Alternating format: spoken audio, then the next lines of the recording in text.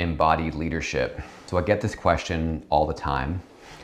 People are wondering what this sort of ethereal concept is of embodied leadership, right? It's what I teach, it's the way I live my life, it's become a way of being for me. And so I just wanted to take a minute and really break it down for you. Most leaders are leading from their minds, right? It's a place of strategy, it's the place of thought, it's about productivity, and there's nothing wrong with that. These are all really important traits. We have to use the mind when we're leading. But embodied leadership is about taking leadership into a deeper and different realm. And it's about the intelligence of the body. So it's the place where things like authenticity, where compassion, where values and actions become aligned, those happen through the body. And so most of the time it's about taking these more, let's say, ethereal concepts of leadership and making them real inside the body. So an example of that would be, how would a leader show up with compassion, right? Well, you could read a book about compassion and you can think about compassion, and that might be a nice catalyst, but your heart, your body has to have the capacity to have compassion when someone else is in front of you. And so someone who is an embodied leader doesn't abandon their mind. They bring the two of them together in harmony. But most of the way that leadership is taught and practiced is very mind-centric. And so this is about, sort of, if you will, installing these concepts and having them be transmitted through the body. And there's a big difference between someone who is an embodied leader and someone who is really just mind-driven. And it's the experience of the people around them totally shifts. So for example, if someone is just constantly thinking and transmitting their ideas to you, you're going to tend to feel them in their head, and they might think that they have a lot of authenticity or passion around a particular thing that they're trying to advance. But if it's not felt, if you can't feel it, there's a disconnect. And so the people around you really feel you when you're in your body and when the mind and body are in harmony, if you will. So that itself might even sound a little bit ethereal. So at its core, leadership is about how you meet the moment, how you meet other people, and then of course, how you actually meet yourself. And with that definition, leadership thereby requires you to be present. And presence is another one of those ethereal traits that does not just happen in the mind, it happens through the body. And so our bodies have to be just as present as our minds. So how do we make our bodies present? Well, most of the times we train mindfulness, right? But there are other practices that involve breath, movement, awareness that can drop us deeper into our bodies so we can actually feel sensation in our bodies while we're in the present moment. And what that looks like in practice is you can then feel the moment, you can feel yourself, and you can sense what's happening in the room so that you're navigating from a place of embodied presence. It's another one of those ethereal embodied leadership terms that you can bring to life with enough practice. So how do people experience your trust, your authenticity, your steadiness, your integrity? Through the body. It's all done through the body.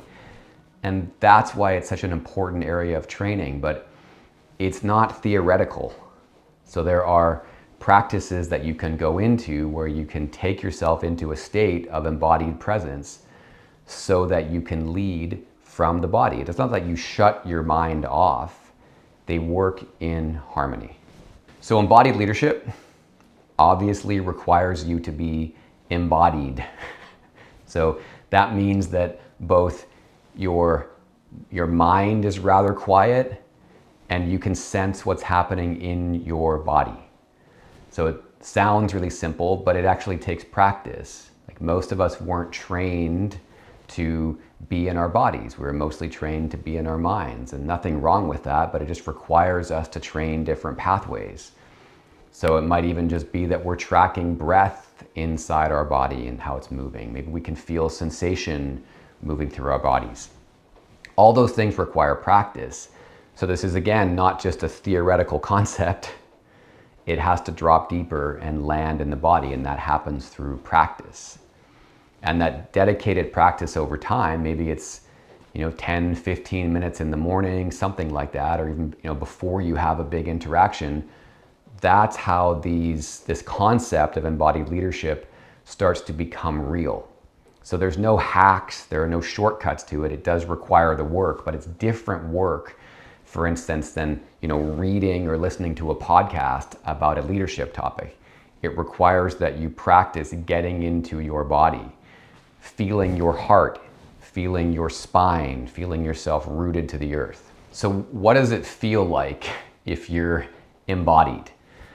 Well, I can give you some touch points to work with right away. So first of all, can you feel either your feet on the ground? Can you feel your feet pressing down into the ground? Or if you're sitting down, can you feel the base of your body, your hips and your sit bones pressing down into your seat? So do you have a root is the first big point of reference for embodiment, for embodied leadership. The second one would be your spine. Can you feel your spine in behind you? It doesn't need to be upright, but do you feel that your spine has integrity to it? That it's relatively straight, strong, not rigid? Can you feel your spine in behind you? Can you feel the front of your body, right? All the musculature of your face, your throat, your heart space, down into your belly. And can you soften and relax that? And then finally, your breath. Is your breath smooth and relaxed? Are your inhales moving deeper than your chest? Are they moving down into the center and the base of your body?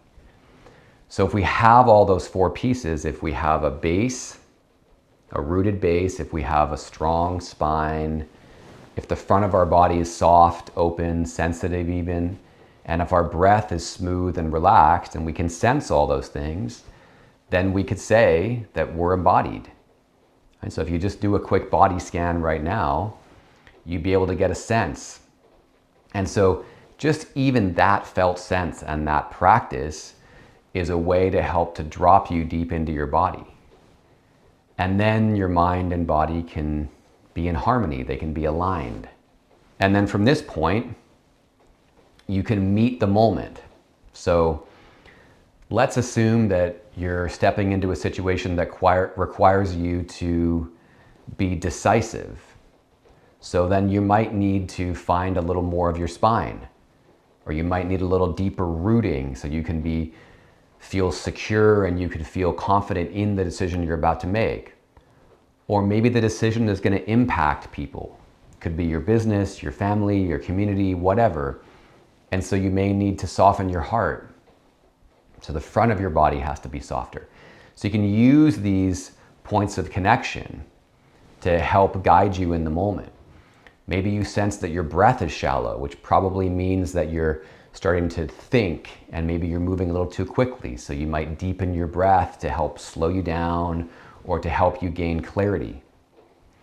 So these are not just woo-woo ethereal concepts. They're real, they're practiced, and they happen inside the body. Okay, so what do people feel around you when you're disembodied? They feel you in your head, we could say, right? So they feel you thinking, they feel you strategizing, they feel you planning, they feel you analyzing. A lot of those things are really valuable if you're leading or shepherding your organization, your business unit, your family, your community through something. Of course, they want you to think, but they also want to be able to feel the power of your intention through your body. They want to feel that your heart is invested in this future. They want to feel that you have integrity around it, and integrity is transmitted through the body. So you can see that even in these relatively mundane moments, the mind and body have to be aligned. And most of the time, the mind is strong and then the body is weak, right? The thinking is clear, but the transmission through the body is fuzzy. And that's where people start to feel like they can't quite trust you. They're a little uncertain about where you're headed. They're not really feeling you, which again sounds ethereal, but it's real. People feel you when you're in your body.